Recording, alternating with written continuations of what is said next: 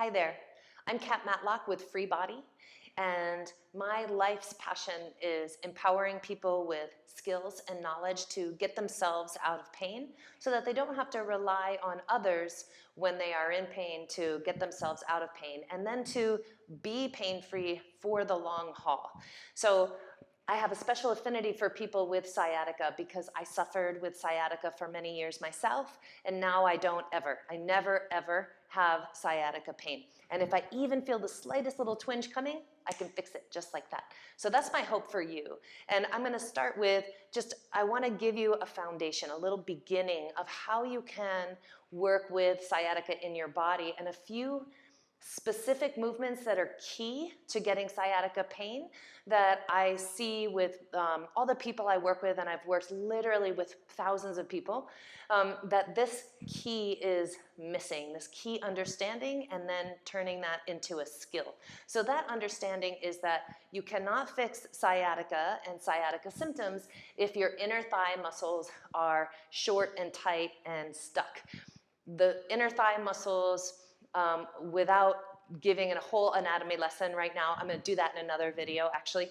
Those inner thigh muscles pull those outer hip muscles out of whack, which also pulls on the low back, so it can contribute to true sciatica, a compression in the lumbar spine, or false sciatica, symptoms that feel exactly like sciatica but actually come from the glutes in the sides of the hips. So to begin fixing your sciatica, either true or false, you have to open your inner thighs. So I'm going to show you a really quick, easy movement to do right now that you want to do several times a day, right? Several times a day. And so simple and so easy. You might need a chair if you have trouble bringing your hands down to the floor. So let's get to that first step right now. So you're going to get a chair. I put mine on a yoga mat so it doesn't slide. If you're on carpet, you should be fine. You could also use a countertop. Countertop is great for, like, if you're in the kitchen and you're just taking a 1-minute break in the kitchen, do this, put your hands on the counter. You have the chair here if you need, and you're just gonna start shifting your weight side to side, bending one knee and then the other. If you don't need the chair, and you can bring your fingertips all the way down to the floor, go ahead and do that. But here's one height of the chair, and if you need more support, you can bring the chair up higher and use it like this. But the idea is that you want to keep moving. I don't want you to stay stuck in a stretch and hold. Not at first, right? The first step is to get your tissues moving and sliding and hydrated, and to start opening up the inner thighs. So stepping with your feet as wide as you can, comfortably without pain, and start moving, right? And moving to open these inner thighs so that you can release the outer hips and release the pull on the low back. So we're just going to keep going here. Another moment.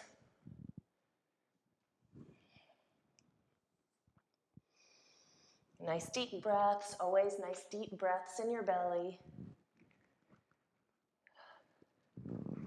Great, and then come to stand. You can heel toe your feet in, and then I'm going to show you the next step. Now that we've freed up the inner thighs a little bit, now we can do some movements to help strengthen the outer hips and stabilize the low back.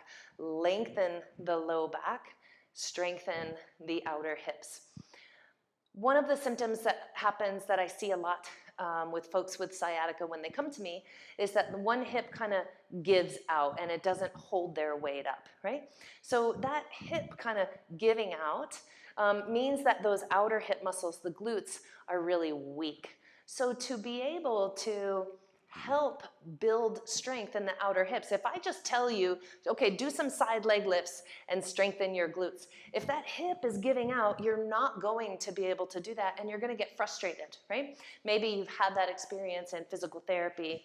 So you want to bring your weight on that leg, but then you want to begin by lifting the opposite hip, right? So bring your weight onto one leg, and as soon as it starts to kind of, what happens is it collapses and that femur can't push back in. So you're going to start to bring your weight, and to help with that, you're going to engage the low back and lift that hip up. And that's going to help stabilize your femur on the other side. Then you can do some side leg lifts, okay? It begins in the hip, in the low back. So let's do that on the other side. As you bring your weight toward one side, you start lifting the other hip, okay? Practice again. Start to bring your weight on this side. Start lifting this hip up. Then you can start lifting the foot and the leg. So you just do a few leg lifts out to the side, engaging through the low back. One more time each side. And you don't have to use the chair, it's just there for stability. You could also use a wall. So as you start to bring your weight to one side, lift the other hip first, then do some leg lifts.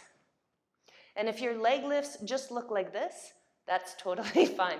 Start with pain-free range of motion as much as possible. And that might be just practicing standing and breathing and just beginning to move. One more time, last time, bring your weight to one side. Instead of letting that hip give out, soon as you start shifting your weight, start lifting the opposite hip. You'll feel so much stronger and more stable immediately. Couple leg lifts out to the side, again, could look just like this. And it could also just look like just trying to practice standing on one leg, right, to help build the strength. So now, one more piece is to, actually, we're strengthening two muscles in that last exercise. We're strengthening quadratus lumborum in the low back, and we're strengthening the outer hip muscles. And in another video, I'm going to explain to you how it's important to also level the pelvis as much as possible. And so you'll want to check out that video if your pelvis is wonky or if you're not sure if one hip is higher. Check out the leveling the pelvis video for sciatica after you watch this one. Now we have two more things, two more key movements to get out of sciatica pain.